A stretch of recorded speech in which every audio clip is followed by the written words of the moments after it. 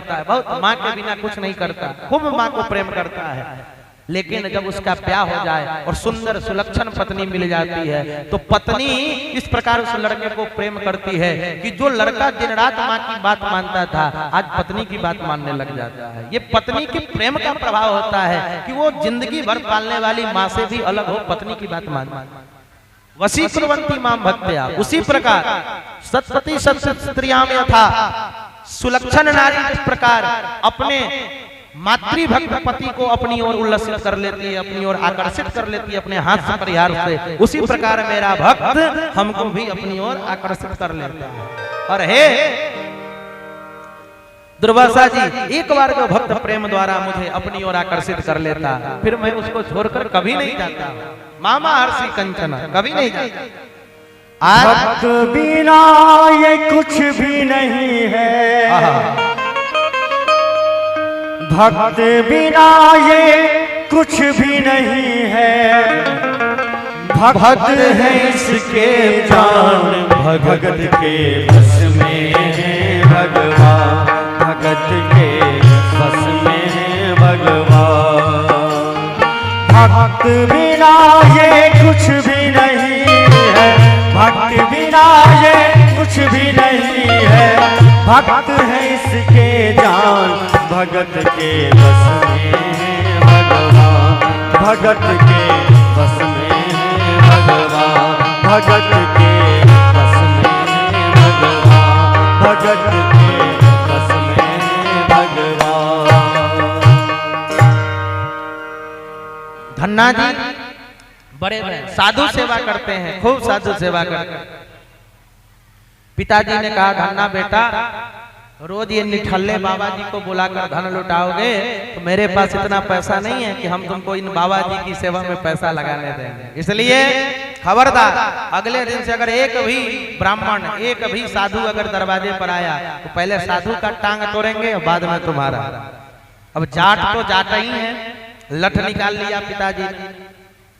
अब धन्ना जी रोने लगे, हे भगवान पिताजी हमको गाली देते तो ठीक था, लेकिन पिताजी ने भगवान के प्राण प्यारे भक्तों को गाली दे दी। और पिताजी जाट देवता है, अगर कल साधु आ जाए तो सही में कहीं ना मार बैठे, और साधुओं पर अगर लाठी चल गई तो जीवन का किया गया धर्म नाश हो जाएगा। ये सोच रहे हैं। क्या किया?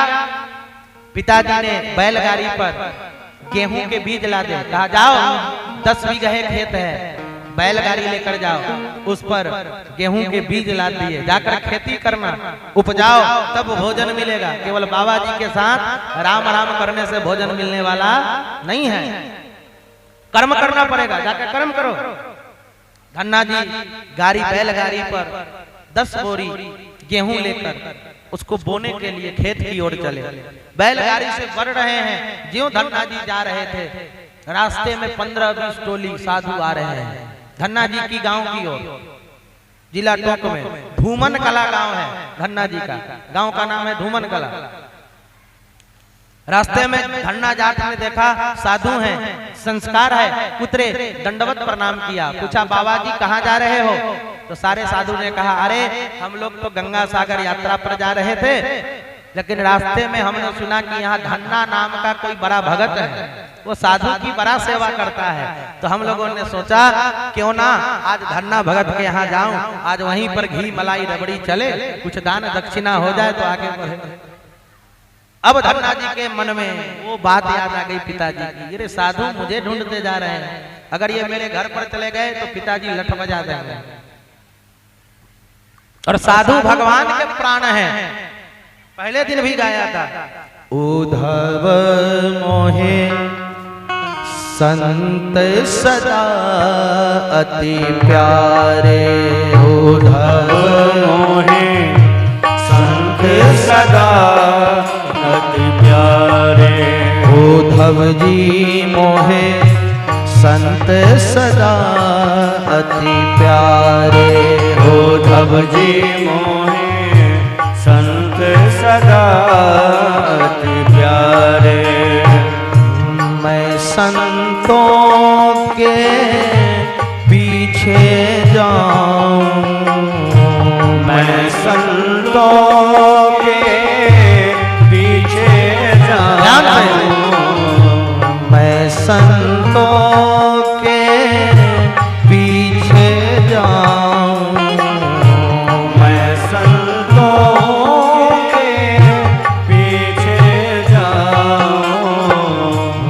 चाहता है संत सिधारे हो। उद्धव जी मोहे संत सदा हरि प्यारे। उद्धव जी मोहे संत सदा हरि प्यारे। हे उद्धव, मुझे संत प्रिय हैं, मैं उनके पीछे चलता हूँ। धन्ना जी ने सोचा अगर साधु की सेवा ना हो तो जीवन बेकार है, फिर जन्म फिर भक्ति करने का कोई मतलब नहीं। ये वही साधु हैं जो भगवान को खींच लाते हैं। अब सोचने लगे घर जाएंगे तो पिताजी गाली देंगे, ये भी बात अच्छी नहीं। यहां से साधु लौटेंगे, ये भी बात अच्छी नहीं। तो क्या किया, धन्ना जाट ने एक युक्ति लगाई। 8-10 बोरी जो गेहूं पिताजी ने दिया था खेती करने के लिए, धन्ना जी ने संतों को कहा, हे संत भगवान, मेरा ही नाम धन्ना जाट है, आप हम ही से मिलने आ रहे थे। साधु ने कहा, आप ही धन्ना जी हैं, जय हो भक्तराज की जय हो, चलो आपके घर चलते हैं। धन्ना जी ये नहीं बताएं कि पिताजी क्रोधित है। कहा, साधु संत भगवान, साधु को गांव में जाने से क्या फायदा, आप लोग कोई लंगोटी बांधे हैं, कोई नंग धरंग है, गांव में स्त्रियां होंगी और स्त्रियां होंगी, दृष्टि का दोष होता है, इसलिए गांव में जाने से कोई फायदा है नहीं। आप ऐसा करिए ना, आपको तो प्रसाद ही पाना है और दक्षिणा लेना है, मैं वही व्यवस्था यहाँ कर दूं। साधु तो एकांत वासा झंझट न ध्यासा, अकेले में साधु रहे तो और अच्छा है। साधु ने कहा, हरि हरि जय हो, ऐसा ही हो। कहा, आप लोग यहीं आसन लगाइए खेत में, मैं अन्न की व्यवस्था करके लाता हूँ। चल पड़े, गाड़ी लेकर बाजार गए। सेठ के यहाँ, बनिया के यहाँ जितना भी बीज था सब बेच दिया गेहूं का। उससे जो धन भया उसी से आटा खरीदा, गुड़ खरीदा, घी खरीदा, और जो बचा उससे वस्त्र खरीदा, उसमें और जो पैसा बचा दक्षिणा के लिए बचा लिया। लेकर आए, साधुओं को दिया, दाल बाटी चूरमा बना खूब चकाचक से। संतों ने भोग लगाया, संतों को वस्त्र दे दिया, दान दिया। अब साधु कहे, धन्ना जी हमारा तो पेट पूजा भी हो गया, आपका दर्शन भी हो गया, अब हम आगे चलते हैं। धन्ना जी कहा, जो आज्ञा, हम आगे जाएंगे। प्रणाम करके विदा किया। जब धन्ना जी ने विदा, इसी कलयुग में जब धन्ना जी ने विदा कर दिया, अब धन्ना जी को चिंता भई कि पिताजी ने जो बेच दिया था वो तो हम बेच दिया, अब अगर खेत में बुआई नहीं करेंगे तो पिताजी तो लठ बजाएंगे और साधु को गाली देंगे। तो धन्ना जी ने क्या किया, बगल में जो नदी बहती है चंबल, उस नदी के किनारे गए और बोरी में, जिन बोरियों में खाद था, जिन बोरियों में बीज थे, उन बोरियों में चंबल नदी की बालू भर दी।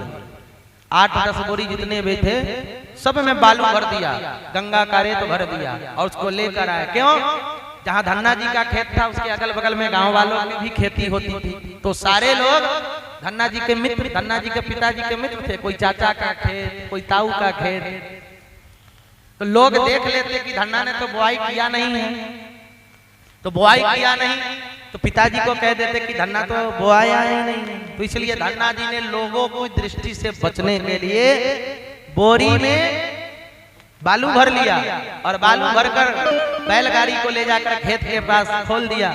20 बीघे की खेत, धन्ना जी हल चलाते हैं, जाना बीज है नहीं फिर भी हल चलाया। और जैसे बुआई करते हैं ना, तो बीज तो है नहीं, तो अगल बगल वाले लोग